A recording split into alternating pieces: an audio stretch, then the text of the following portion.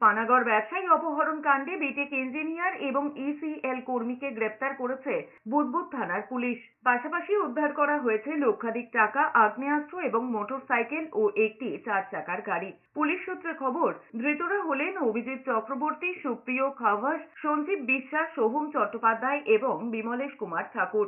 বুদবুদ থানায় সাংবাদিক বৈঠক করেন আসানসোল দুর্গাপুর পুলিশ কমিশনারেটের ডিসিপি ইস্ট অভিষেক গুপ্তা। বলেছেন, 13 তারিখ তারা একটি অপহরণের খবর পান। ঘটনার তদন্তে নেমে তারা জানতে পারেন, চলতি মাসের 10 তারিখ পানাগড় বাইপাস সংলগ্ন এলাকা থেকে কাকসার রুহুডিহার বাসিন্দা জয়ন্ত গড়াই নামে ব্যবসায়ীকে অপহরণ করা হয়েছিল। অপহরণের ঘটনায় ব্যবসায়ীকে মুক্তিপণ হিসেবে প্রায় 50 লক্ষ টাকা চাওয়া হয়েছিল। তার মধ্যে 10 লক্ষ টাকা রফা হলেও প্রায় 6 লক্ষ টাকার মতো দেওয়ার পর তাকে মারধর করে ছাড়া হয়েছিল।